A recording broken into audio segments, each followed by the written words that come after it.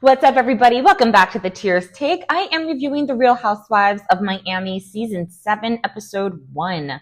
So our girls are back. I am so excited for this season. Overall, I thought it was a great episode. It was a solid start. We're starting to see, where the tension's going to be and where the drama is going to at least start. I'm excited that they're going to hit a few different destinations this year. I just love Miami because it's so bright. It's so colorful.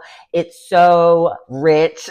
So I just love the melting pot of cultures and the vibrancy of the city. And I think it just kind of like radiates through the screen. And then you have these dynamic ladies on top of it that have some story to them and make it a great show. So if you know a person who loves the Housewives but is sleeping on Miami, I actually have a friend who I was telling her, oh my God, this was like weeks ago. I was like, girl, watch it. What are you doing?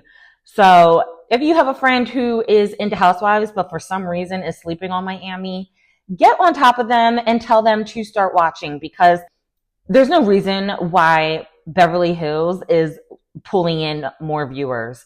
None. I think people are watching Beverly Hills off of the strength of the zip code alone and just to be adjacent to the fabulous life. Because if you compare show by show and story by story, Beverly Hills has been on the decline in the past 3 years, and I will stand on that. Fight me in the comments respectfully. But yeah, Miami, Salt Lake, even OC, I think those are the top 3 right now that are actually pulling in story, moving things along, keeping things fresh. I have no idea what some of these other girls are doing, but we're not here to talk about them. We're here to talk about Miami. So let's dive into it. The episode starts off with just a montage of Alexia and Todd's relationship and marriage. And then we see that, he filed for divorce, and Alexia is kind of sharing what happened to Marisol and Julia. I forgot that they got cool at the end of last season, or throughout last season, I should say. And so I was like, girl, why is she there? So I went back and watched the reunion of last season just to refresh. Anyway, so she basically was just saying, I was blindsided. He moved his things out of the house, even the shampoo and conditioner, and he moved out while Frankie was at home. So poor Frankie is just like, what the heck? Like, why is my stepdad packing up and leaving? Like, this is weird. And then someone asked, was he at least kind to your boys? And she said no. And it's just crazy to me because when she was so in love, it was, oh, he's so good with my boys and this and that. And now that things are not so good, now the truth comes out. And so, to that I say, do not compare yourself to what you see on TV. Do not compare yourself to what you see on social media. You do not know what happens behind closed doors. And people love to paint a beautiful, rosy picture. And then as soon as things go public, or as soon as, that cap bursts, then all of a sudden, the rain of truths come and you start to realize things weren't so peachy after all. So that was just a nice reminder there, because you couldn't tell me she wasn't living in a fairy tale a year ago. So then Alexia's twin from Jersey, Teresa Giudice, or Giudice, whatever she's going by these days, actually calls her to check up on her because of the divorce and the headlines and things like that. So I was like, hey girl, like, me and Teresa, we go way back. I actually met her years ago. I went to, I think it was her Skinny Italian book launch. She did a book signing in my town, and I was like, hell yeah. So my sister and I went, and she was actually really nice in person. I actually met, fun fact, most of the cast that season. I met the rest of the Jersey cast in a different event. But anyway, and they were all very nice. But anyway,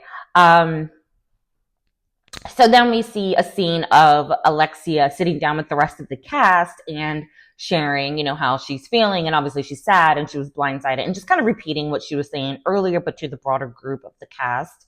And Adriana's like, yeah, a lot of things make sense now. So, you know, Adriana, she's not going to hide, her discontent or what she knows or what she heard. So then fast forward 5 months. And by the way, Bravo, I'm really glad you picked up cameras to capture all of that, because as this was happening, everyone was like, we need Andy, we need a camera, let's go, Bravo. And so I'm glad you heard our cries and you guys picked up cameras to capture all of that, even though you guys weren't like officially filming. So good job. Okay, so fast forward 5 months later, and we see Alexia and Marisol meet up, and they're talking about how Lisa's ex-husband, Lenny, has recently ended his engagement to his new fiance. So, you know, as they're talking, Lisa shows up, and then the conversation turns to Alexia and Todd and just how she's doing and what's going on. And Marisol heard that they were seen together, so she's just trying to get some details.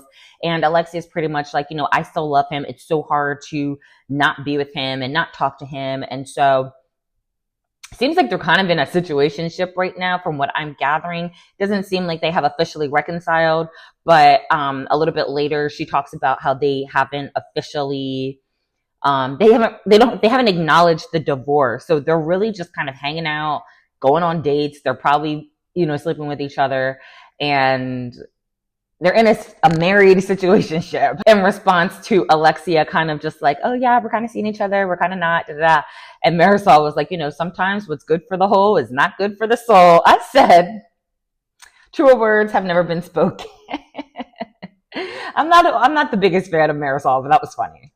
So Lisa talks about hosting a birthday party for her boyfriend Jody, and Marisol and Alexia ask if Marcus is going to be there. Marcus Jordan, at this point, Larsa's ex-boyfriend. And they were like, oh, is Marcus going to be there? Because Marcus and Jody had gotten cool at some point, as Lisa was very close to Larsa.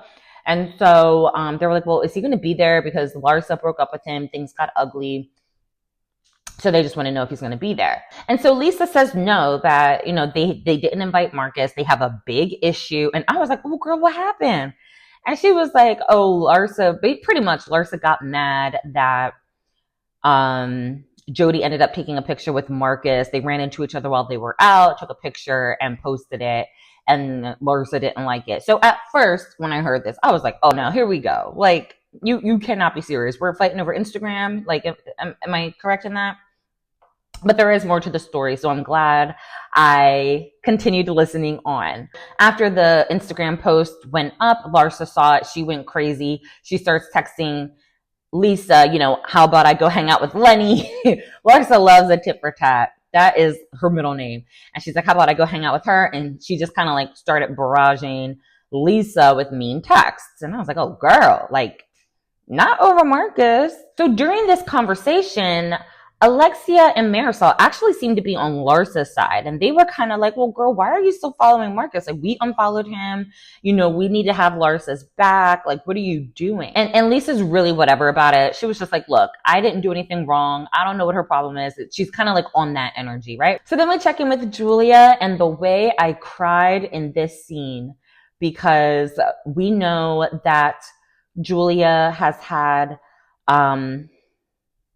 she had a little boy, she had a baby boy, and the nanny actually shook him and he passed away. And when she was with Martina, well, she's still with Martina, but as they were, you know, into their marriage, they were exploring adoption, but then Martina got sick. And so after Martina was cleared and in remission, they just were like, okay, we're going to give it one more year to see if we can adopt a baby. And oh my God, I'm going to cry. But she was blessed with not just one, but two boys, two brothers. And I'm so happy for them. I'm just thrilled for her growing family. And like, oh, I love it. I love it. However, Julia, I got my eye on you. How about that? I don't want to make a snap judgment. I know there are two sides to every story. But from what I'm seeing, you're trying it with Guerdy right now. And beautiful story aside, I can acknowledge that. I love it. You're trying it with Guerdy. Find your storyline with someone else. Okay? I'm just going to say that for now. It's episode 1. Maybe my mind will be changed. But from what I heard this episode, find your storyline somewhere else, Julia. So basically what had happened was that she got on a Zoom to tell her cast the great news about adopting the baby boys. And according to Julia, Julia came late to the Zoom, and she had seen that Guerdy was on the line, but dropped from the meeting and was trying to get back into the meeting and had reached out. And I don't know if she reached out too late or what, but basically Julia never let her back into the meeting. And so when the news went public, that's when Guerdy sent her a text saying congratulations. And according to Julia, it was just so cold. It didn't have any warmth. And, I'm just feeling so much distance. And it's like, okay. This is later in the episode, but then we hear Guerdy's side later in the episode. And Guerdy's point of view is, I joined the call. I think Julia was late. Guerdy had a meeting because she works, unlike some of these girls. So she left. She hit up Julia because I guess she couldn't get back in. And she's like, hey, send me the right link. And according to Guerdy, Julia told her, oh, you'll hear about it later. Just wait till it hits the press. Like, you'll just kind of dismissing her. And so what is one to do when she sees the news? She congratulated her. And then that was it. But you're mad at her for not being on the call, but you didn't let her in on the call. So we might hear more. There might be some receipts coming out. But right now, you're trying it, Julia. So basically, Julia was recounting that story to Martina. And Martina was just like, okay, well, how are you going to feel the next time you see Guerdy? And she's like, oh, I don't care. I'm not entertaining any negative, blah, blah, blah. Fine. Moving on.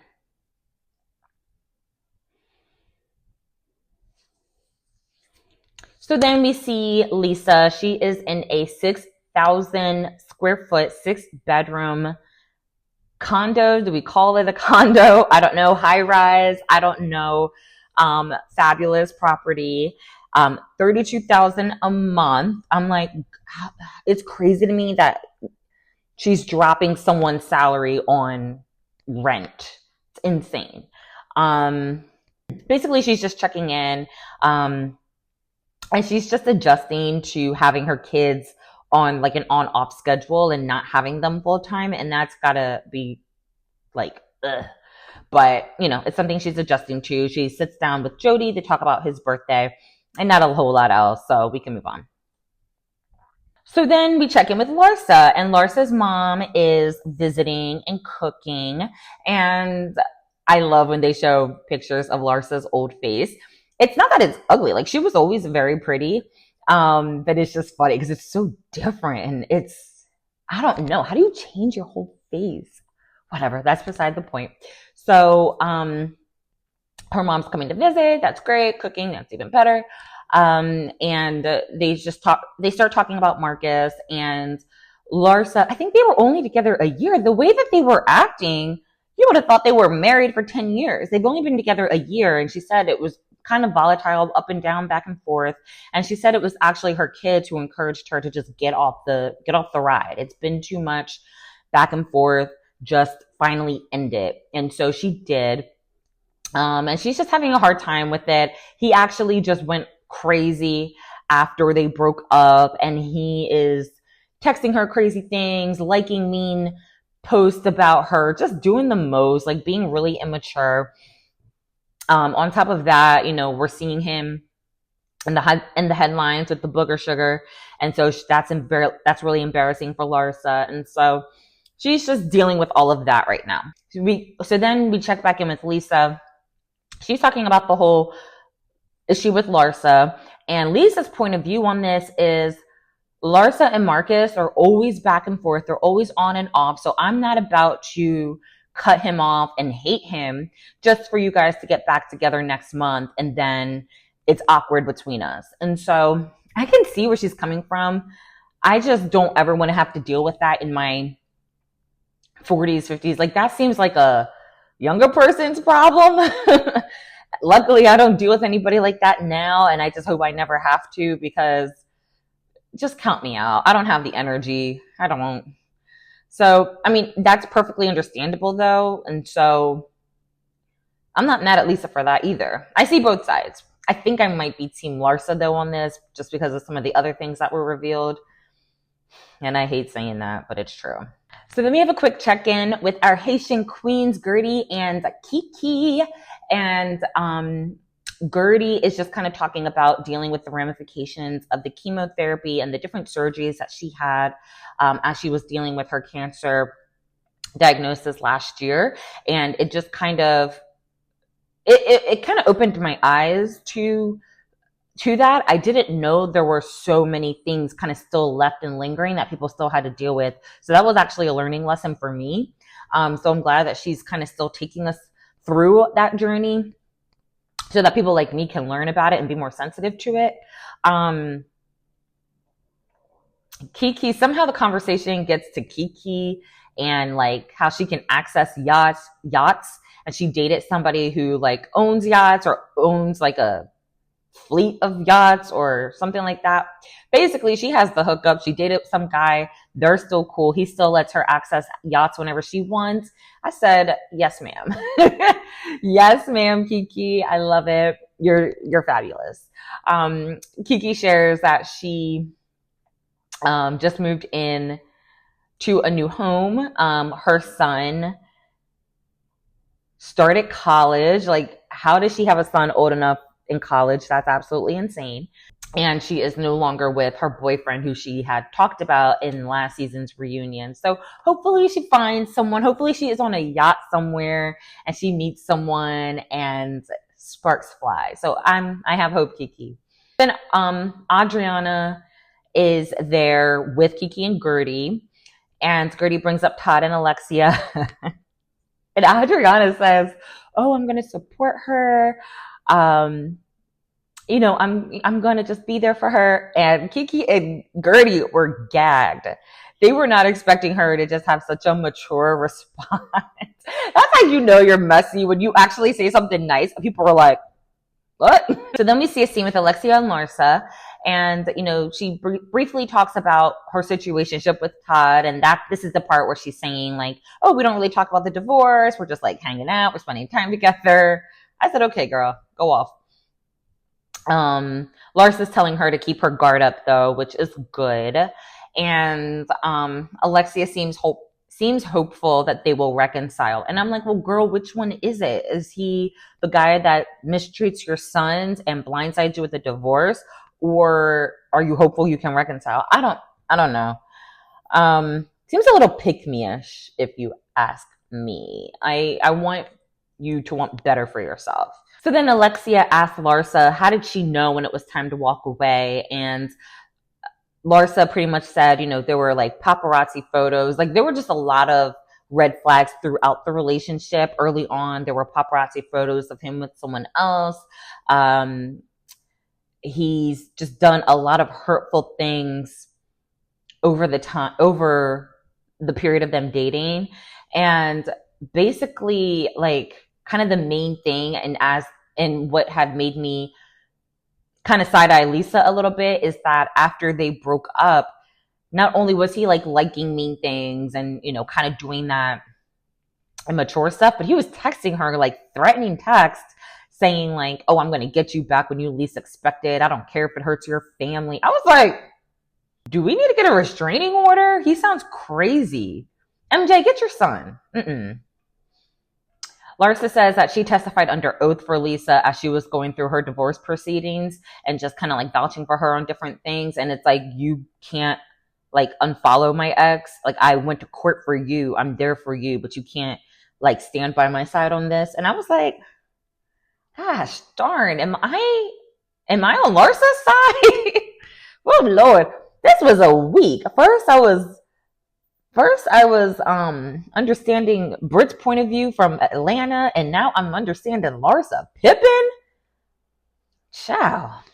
Then we see everyone getting ready for Jody's party that Lisa is throwing for him. Adriana brings in a new man. He is very French, honey. He is tall and French. Whatever you have in your mind about a tall French guy, that was Adriana's man. He was handsome. And so she was just having her infatuation vibes. And I just was like, okay, go ahead, girl. Jody, Lisa's boyfriend, Jody. First of all, her kids used to call him like their gay uncle. I think she has since corrected them. Secondly, he gives very much, on that note, he gives very much Lance Bass, a brunette Lance Bass. Comment below if you see what I mean. That's what he gives me. But Lisa, girl, if you like it, I love it. So then we see Guerdy greet Martina and Julia, and she's asking how the boys are, and they were the ones being very cold. They were very standoffish, very kind of like, oh yeah, they're good. Yeah, thank you. Yeah. I'd have been like, all right, girl. Larsa tells Lisa that she's been reaching out, and Lisa was like, oh, I didn't know, and like I didn't see the calls. And then she like gets tripped up in her words, and Larsa's like, girl, you drunk? She was like, yeah. I'm like, oh Lord. Larsa talks to Jody, and Larsa was pretty much like, how can you stand by this man knowing the things that he has said and done to me?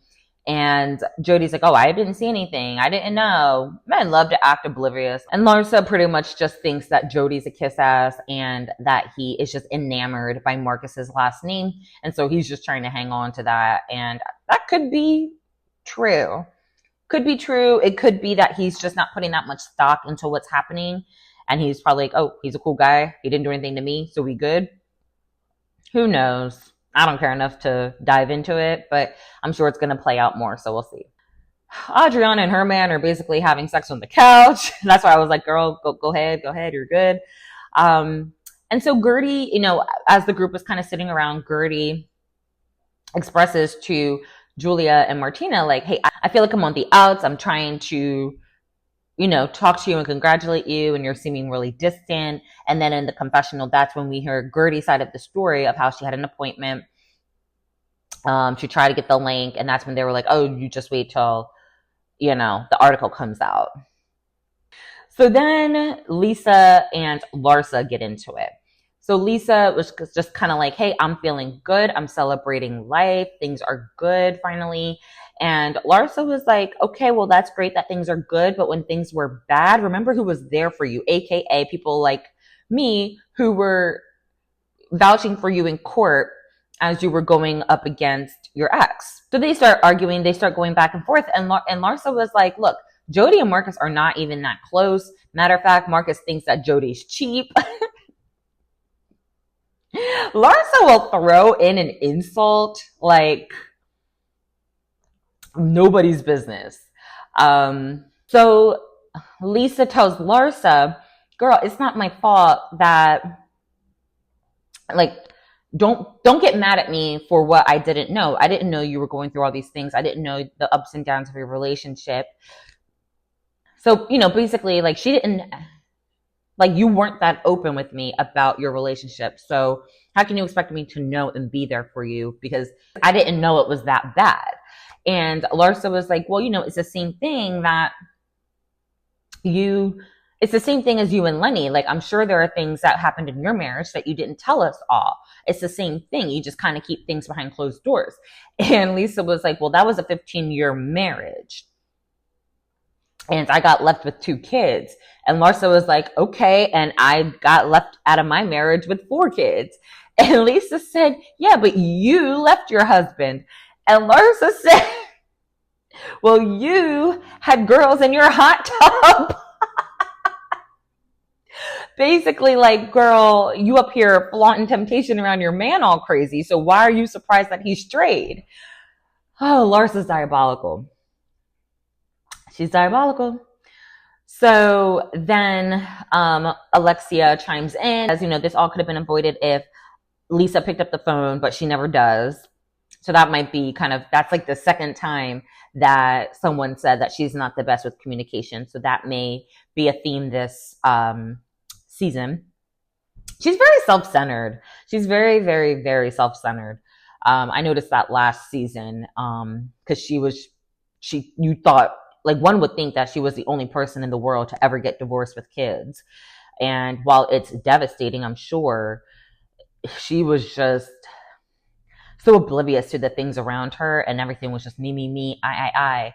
And it's like, girl, give it a rest, you know? So as they were kind of going back and forth, Lisa had said, like, you know, Larsa, I have been there for you. Jody and I left a real party to come help you during one of your fake breakups with Marcus. And Larsa's like, fake what? Fake breakup? What? No, you're a fake bitch. And so, because she said that Lisa kicked Larsa out, she's like, nah, bitch, you're not going to talk about me and my home like this. So she kicked her out. But Larsa didn't leave right away. So Lisa comes back to the group and she's just upset, and she's like, yeah, I kicked her out. And Marisol was like, well, Lisa, like, do you think maybe you had a little bit too much to drink? And Lisa looked at Marisol. She said, coming from you? I died, and then I died again when Adriana was cackling. Like, me and Adriana, we were here.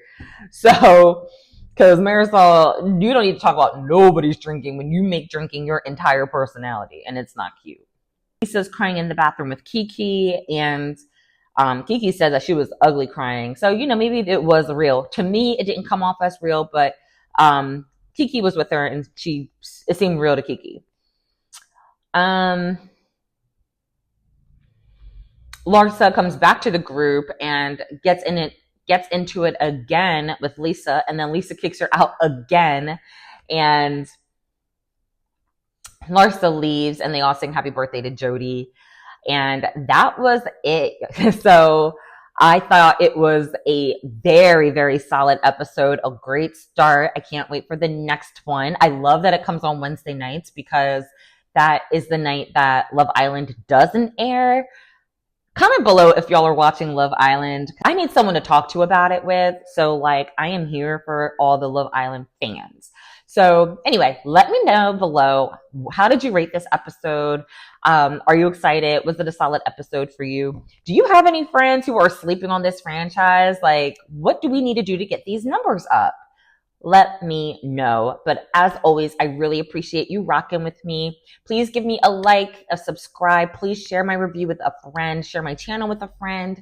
And let's just keep rocking. I'm excited for RHOM, and I appreciate you for being here. I'll see you in the next video. Bye.